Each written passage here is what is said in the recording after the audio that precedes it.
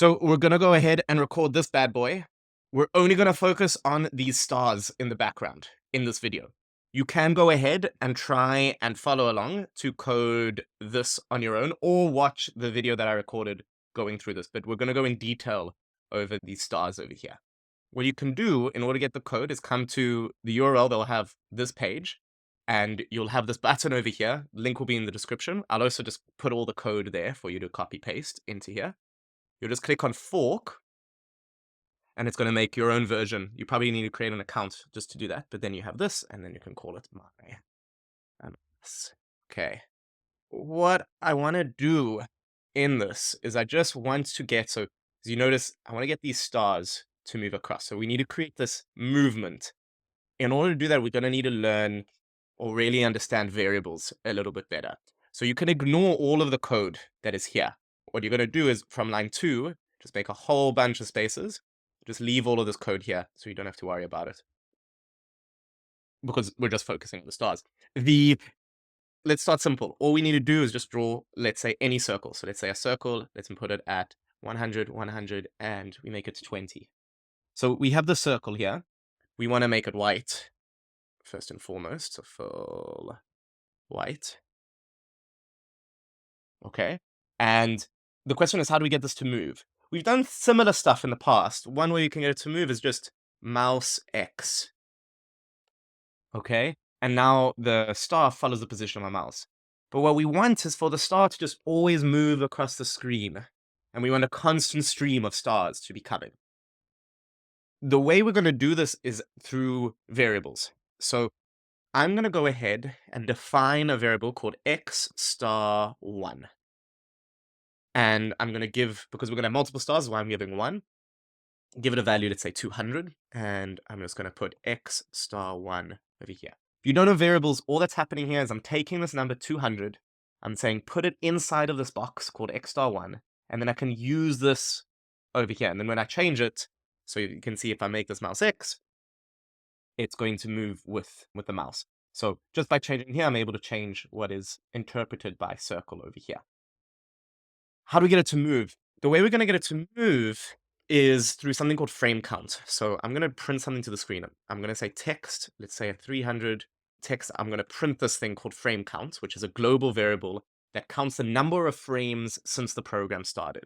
Say it's a 300, 300, and we need to make this font size big. So I'm going to say text size 200. Okay, there we go. So we can see this number is just growing and growing. If we made the x position of our circle equal to this number, it will just keep moving across the screen. So what I can say here is x star 1 is equal to frame count. So I'm taking the value of frame count and putting it there. And look, it now will move across the screen. What's cool here, so now instead of saying text frame count, I'm going to say x star 1. I'm going to move my face. My face is going to be here for now. I want to play around with a few things. One, how can we speed up the star? If we wanted to speed up the star, we want to get frame count to speed up. One way we can do that is by multiplying. So if I say 2, notice, let's see, pay attention. How fast is that, okay? It's going however fast it is. But if I say 2 times, you'll notice it's going to go twice as fast. And you'll notice the ball moves. If I go 10 times, it's going to go 10 times as fast. It just zips across. If I want to make it slower, I can divide. So if I go divide by 10, notice how much slower the ball will move, as well as how much my star is increasing. Okay, so now the question is, okay, what if I want multiple stars? So actually, before we do multiple stars, what I want to do, let's do this. What I want to do is talk about how we can get it to reset. So this thing goes across the screen, and it goes off the screen. So notice this value for x star 1 that we're printing to the screen is just gone. It's going to keep going.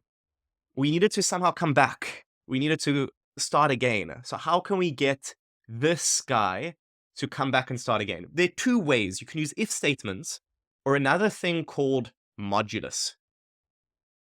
What modulus will do is it will essentially bring a number back when it surpasses it. Let me just show you what I'm talking about. So if I say text of x star 1 and I say modulus 10, notice what the numbers here are going to be, okay? I need to make it way slower. I'm going to make this frame count divided by 10.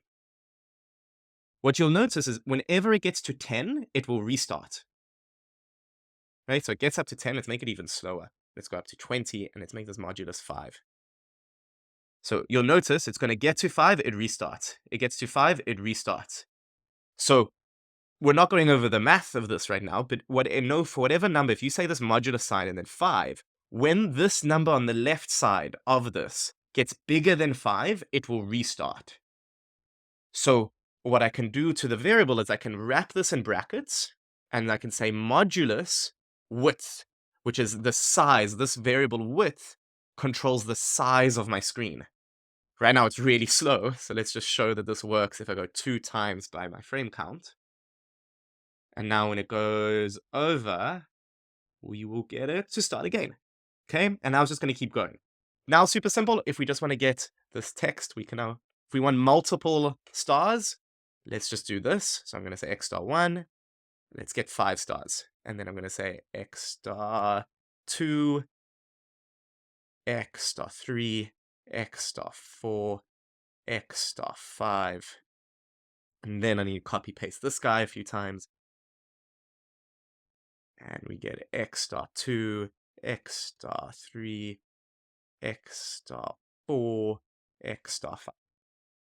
Okay, but now they're all on top of one another because of 100. So let's put 1 at 600, 1 at 300, 1 at 40, 1 at 450.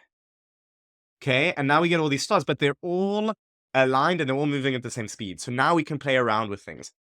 Firstly, if we want to change how they're aligned, we can plus or subtract from where they start. So inside of these brackets over here, what I'm going to say is I'm going to say this is 2 times frame count. I'm going to say plus 200, and you'll notice one of them is going to be 200 or plus in front. If I say minus 100 for another one, that one's going to be 100 back. And then using these, we can get them to be at a variety of different points across the screen. So this is just like where they're now starting. And now let's go ahead and change up some of the speed. So let's say instead of 3 times, this is going to be divided by 10. And this one is going to be divided by 4. And this one is going to be flippin' Speedy Gonzalez times 30.